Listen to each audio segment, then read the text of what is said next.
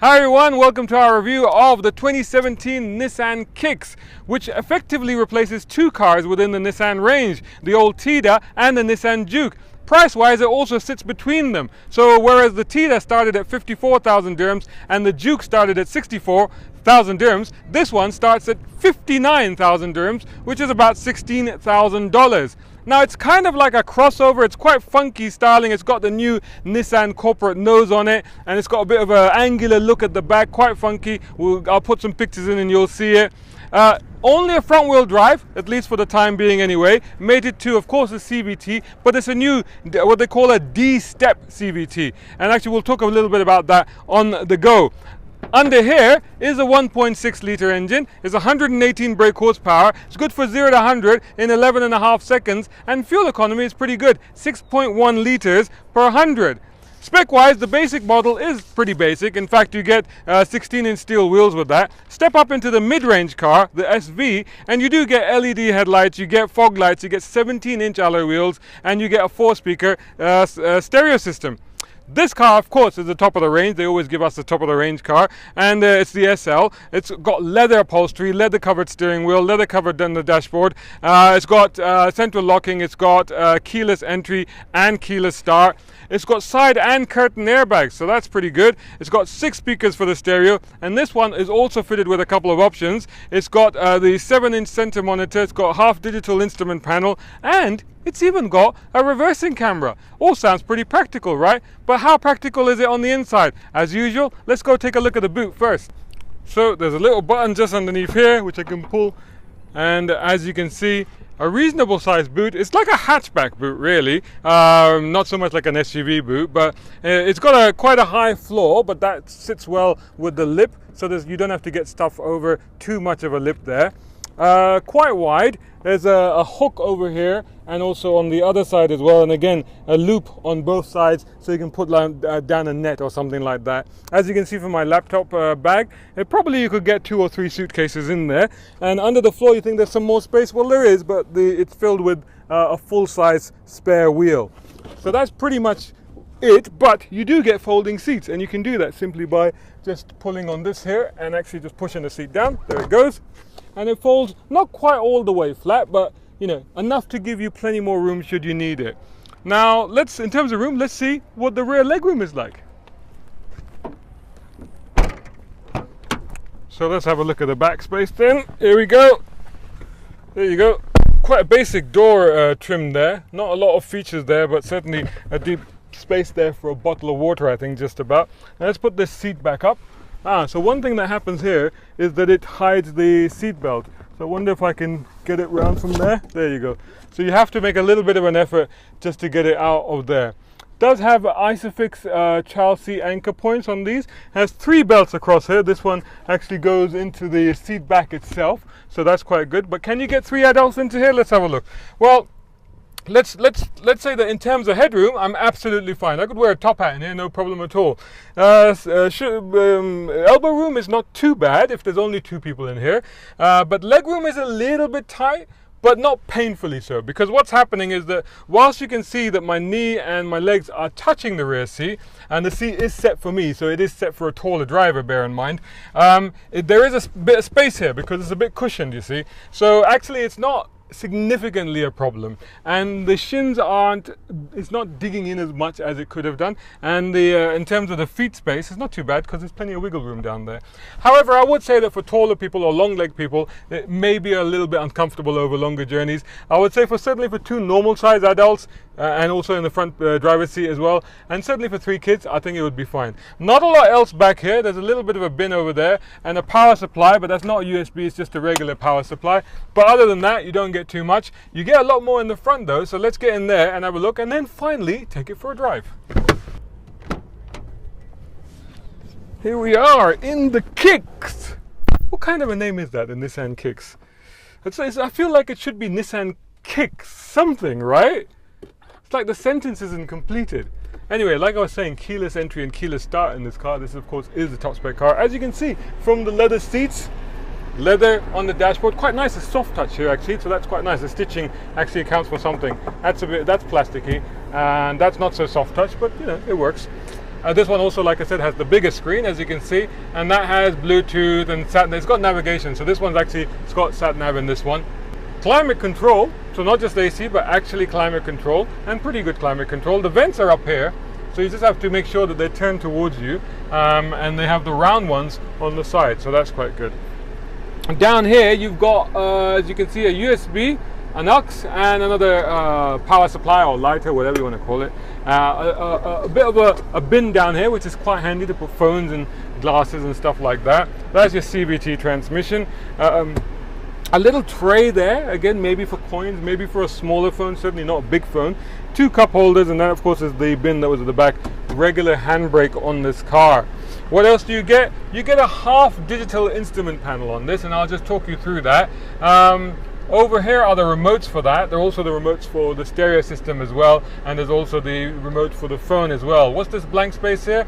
I think it was for the cruise control. Why no cruise control on this car? When you have, I need to show you this actually, I forgot to do that. When you have it, the good thing is that it's actually got a camera button. I do like it when they put a button, because otherwise they put 360 cameras in cars, and the only way to activate them is always usually to put them into reverse. And if you're trying to negotiate around a tight car park, you don't necessarily want to do that, but this is handy, because you just hit that, and you get a camera, and you do actually get, as you can see, a bird's eye 360-degree view. There it is. But what's missing? Cruise control. Why is cruise control missing in this car? I mean, especially in our region, you would think that that would be an important thing to have there. But anyway, you don't get that. So what do you get? You get a speedometer and a tachometer, a rev counter. But actually, that's the bit that changes. So I can move it across. I can get the radio.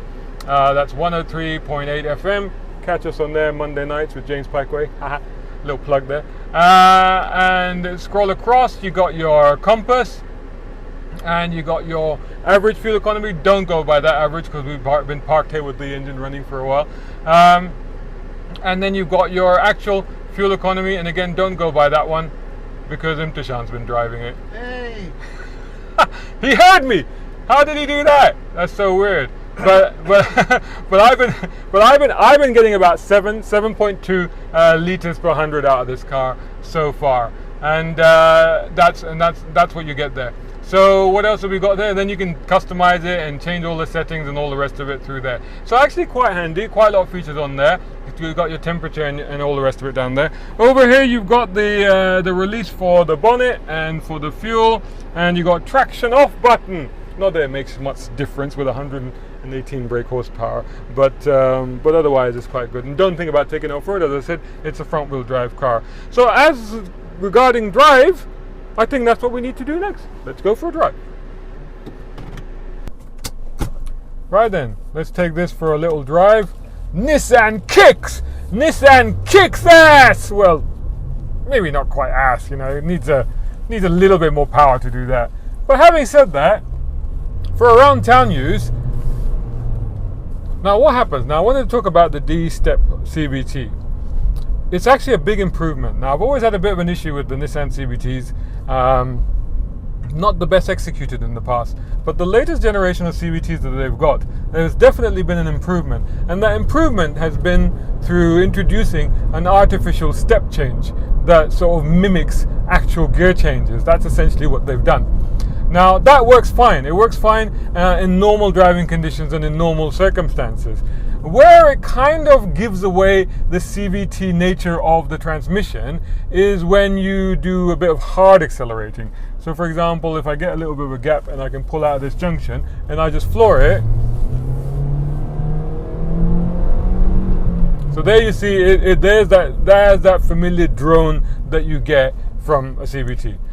Having said that, overall, it's pretty unobtrusive around town and in normal driving, and really day to day, you know, unless you drive like that all the time, you won't really notice it. So actually, it's pretty much okay. It's pretty much fine. The fuel economy, like I said, is actually pretty good. I have actually seen as low as 6.1, which is the quoted official liters per 100 kilometer figure on this. I did a long run up into the mountains to do the photo shoot, and I got it down to 6.1, so that was fine. And on a day-to-day running, I've had it at about 7.2, 7.3. So again, not too bad at all.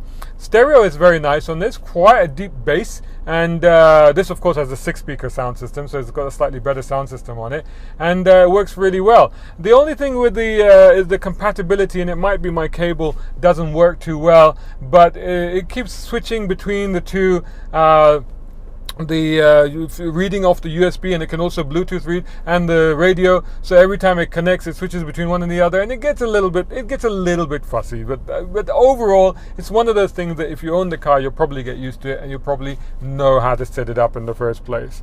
Otherwise it's good all-around visibility. Again, the mirrors aren't too bad at all, and looking over your shoulder, no issues whatsoever, and it's because although it's like a hatchback and it's only front wheel drive, but it has a slightly higher seating position. In fact, it does have almost a mini or compact SUV like seating position. So again, you get the advantages of that higher perch and being able to see around you in traffic, which of course people who buy compact SUVs need so much more so than its off-road ability or anything like that.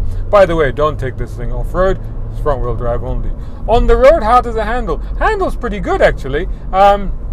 It's fairly planted at the front, slightly looser at the back, but very, very slightly. The ride also is quite firm and gets a little bit of jiggly at the back again on this car. But overall, it's okay. It's very firmly. It's not very firmly, but it's firmly set up in that it manages the road very well, and it manages the body control very well. And the other advantage of that is, of course, that the high-speed ride. So when you're doing like intercity or Abu Dhabi, Dubai runs and stuff like that, for that sort of thing, it's absolutely fine. It doesn't bounce, it doesn't undulate, and you won't get car sick or anything like that. So in that sense, it's very good. The steering, again, reasonably accurate, reasonably responsive, not a lot of feel, certainly not sporty as the flat bottom architecture would suggest. Don't get confused by that. But otherwise, generally quite faithful and pretty good. Also quite maneuverable when you're parking and stuff like that. The steering is very light, so that's quite handy. And again, combined with the 360 degree, which of course I think is an option on I don't think you get it as standard even on the top spec. I think it is actually an option. Makes it very easy to park in parking spaces and car parks and stuff like that. So overall, and as you can see, quiet, reasonably, and refined. There's a little bit of a rattle, I think it's from the parcel shelf, but other than that, it's not too bad at all. What can I say? For the money, I think it has to be said that it's a pretty good proposition. And the fact that, I'm already seeing quite a lot of these on our roads is testimony to the fact that a lot of people would be in agreement with me.